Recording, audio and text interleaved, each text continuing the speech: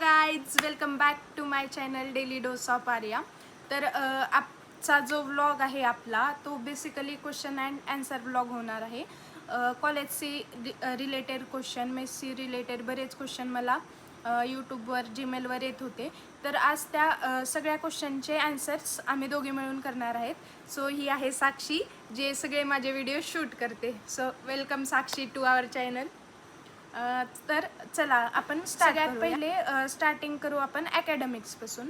तर जे कॉलेजचं ॲकॅडमिक्स आहे ते एकदम बेस्ट आहे.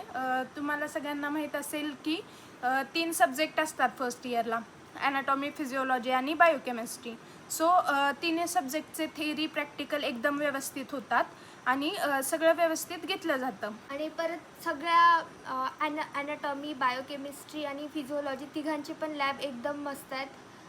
बायोकेमिस्ट्रीचे प्रॅक्टिकल व्यवस्थित होतात, लॅबमध्ये इक्विपमेंट्स आहेत सगळ्यात, इवन फिजिओचं पण. फिजिओसाठी स्किल लॅब पण आहे आपल्या इथं, जिथं तुम्हाला CPRचं डमी मॉडेल वगैरे भेटेल आणि छान असं स्किल लॅब आहे जे हॉस्पिटलच्या बिल्डिंगमध्येच आहे. आता त्याच्यानंतर ॲनाटॉमी म्हणजे बोन्स ऑब्वियसली येणारच आहेत. तर बोन सेटसाठी आपल्या कॉलेजची एक स्पेसिफाईड अशी बोन बँक आहे, ज्यामध्ये आपल्याला बोन्स दिले जातात. ते आपण 1 वर्षभर वापरायचे आणि करायचे. आणि जी बोनची प्राईस आहे ती पण एकदम रिजनेबल आहे. जे बोन आहेत ते ओरिजिनल बोन आहेत आणि बायलॅटरल आहेत, म्हणजे 2 सेट, 2 असणार सगळे बोन्स हे प्लास्टिकचे नाहीत. त्याचप्रमाणे आता बायोकेमिस्ट्रीमध्ये एम्ब्रियोलॉजी असतं, हिस्टोलॉजी असतं. हिस्टोलॉजीमध्ये एम्ब्रियोलॉजीचे सगळे मॉडेल्स आहेत कॉलेजचे. हिस्टोच्या पण स्लाईड्स इतक्या मस्त आहेत, तुम्हाला असं वाटणारच नाही की त्या स्लाईड्स आहेत म्हणून. तुम्हाला असं वाटेल की आपण ओरिजिनल बघतो, इतक्या छान स्लाईड्स आहेत. तर आता आपण आहे ना, जे कॉलेजचं टाईम आहे म्हणजे डेली किती आवर्स कॉलेज असतं त्याच्याबद्दल बोलू. तर कॉलेजचा टाईम आहे 9 ते 5, संध्याकाळी 5पर्यंत. तर सकाळी 9 ते 11 हे थेरी लेक्चर्स असतात आणि नंतर 11 ते 1 हे प्रॅक्टिकल असतात, 2 तास असते. तर नंतर 1 ते 2 ब्रेक असते. 2 ते 3 एक अजून थेरी लेक्चर असतं आणि 3 ते 5 हे डिसेक्शन असतं. डिसेक्शन सोमवारपासून शुक्रवारपर्यंत होतं आणि जे डिसेक्शन आवर्स असतात म्हणजे 3 ते 5, त्यामध्ये एक दिवस हे हिस्टोचं प्रॅक्टिकल असतं. मग आता हिस्टोच्या प्रॅक्टिकलसाठी बॅच पाडलेले असतात. 50 स्टुडंट्सची एक बॅच असते. 1 to 50 A batch, 51 to 100 B batch आणि 101 to 150 C बॅच असतील. मग A बॅचचं हिस्टोचं प्रॅक्टिकल मंडेला असतं. त्या दिवशी त्यांचं डिसेक्शन नसतं, त्यांनी सगळ्यांनी हिस्टो लॅबला जायचं, तेव्हा B आणि C बॅचचं डिसेक्शन असतं. तसंच मंगळवारी B बॅचचं जर हिस्टो असेल तर A आणि C बॅचचं डिसेक्शन असतं. B बॅचवाल्यांनी डिसेक्शनसाठी नाही जायचं आणि C बॅचचं बुधवारी असतं. अशाप्रमाणे असतं. त्याप्रमाणेच जो एम्ब्रियोलॉजी सब्जेक्ट आहे त्याचं वीकमधून 1 दिवस लेक्चर असतं आणि हिस्टोचं पण लेक्चर असतं वीकमधून 1 दिवस. ॲनाटॉमी, फिजिओलॉजी आणि बायोकेमिस्ट्रीचं एकदम शेड्यूल फिक्स असतं. आता प्रत्येक मंथमध्ये 4 सॅटर्डे असतात. 4 सॅटर्डेमधला एक सॅटर्डे एक सब्जेक्टला दिलेला असतो. आता समजा जर फर्स्ट सॅटर्डे ॲनाटॉमीला असेल तर सेकंड बायोकेमिस्ट्रीला असतो, थर्ड फिजिओला असतो, अशा प्रकारे असतं. आणि जो एक सॅटर्डे असतो तो PSMसाठी रिझर्व असतो आणि त्याच्यामध्ये PSMचं लेक्चर्स वगैरे होतात. सॅटर्डेला फक्त लेक्चर्स होतात, प्रॅक्टिकल सॅटर्डेला नसतं. फक्त मंडे टू फ्रायडेपर्यंतच प्रॅक्टिकल्स असतात. हां, आणि संडेला सुट्टी असते. आता ॲकॅडमिक्समध्ये मी तुम्हाला बोन सेटबद्दल सांगितलं, त्यानंतर कॉलेजचं शेड्यूल कसं असतं ते सांगितलं, त्यानंतर प्रॅक्टिकल्सबद्दल सांगितलं, त्यानंतर सॅटर्डेचं पण सांगितलं. सो आता आपण बघूया की मेसमध्ये काय असतं.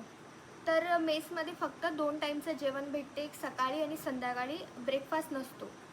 आणि संडेला सकाळचं जेवण असते आणि संध्याकाळचं जेवण नसते. हां, आणि चहा वगैरे पण नाही भेटत.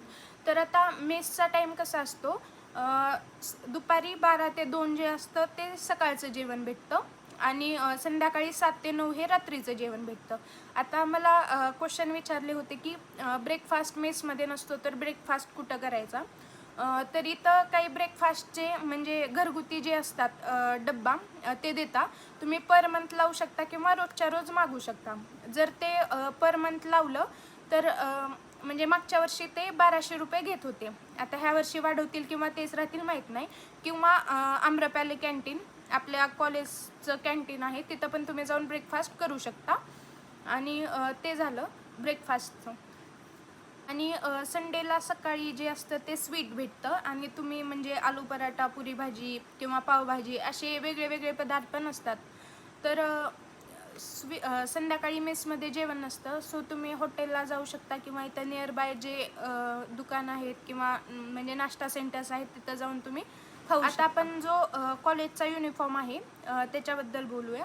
तर कॉलेजचा युनिफॉर्म हा मुलींसाठी पूर्ण व्हाईट कलरचा ड्रेस आहे. म्हणजे व्हाईट कलरचा टॉप, व्हाईट कलरची लेगिन्स आणि कॉलेजकडून तुम्हाला एक युनिफॉर्म दिला जातो.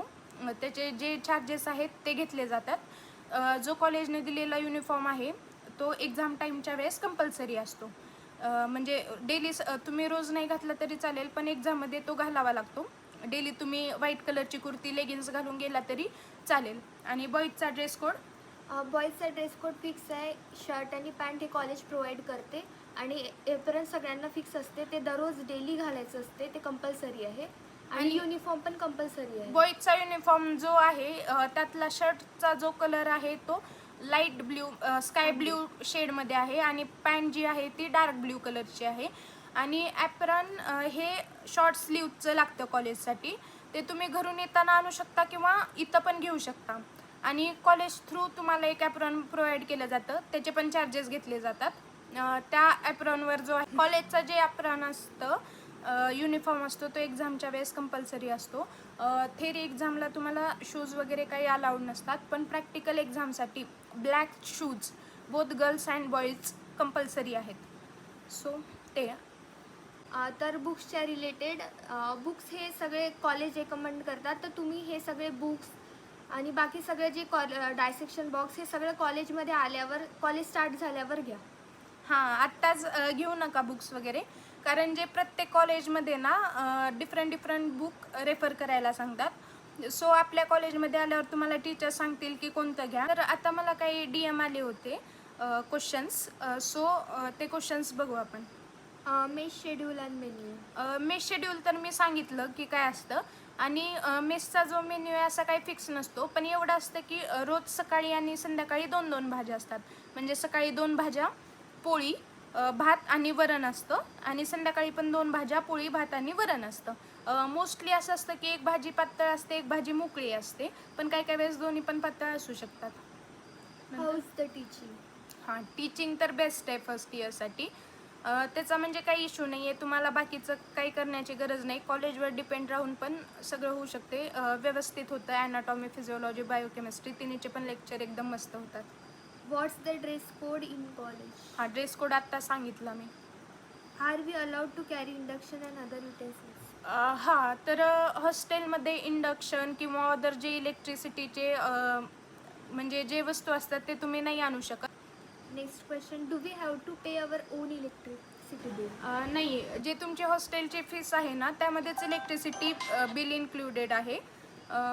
त्याच्यामुळे एक्स्ट्रा पे करण्याची गरज नाही आहे इलेक्ट्रिसिटी बिल. हां, अजून एक क्वेश्चन असा आला होता की व्हेजिटेरियन फूड, जे प्युअर व्हेजिटेरियन आहेत त्यांच्यासाठी मेस. तर मेस ही प्युअर व्हेजिटेरियन आहे. मेसमध्ये नॉनव्हेज नसतं. सो व्हेजिटेरियनसाठी काही प्रॉब्लेम नाही आहे. Which mobile network is good with in campus? जे मोबाईल नेटवर्क आहे ते एअरटेलचं खूप छान चालतं. इथं जिओला थोडा रेंजचा प्रॉब्लेम आहे.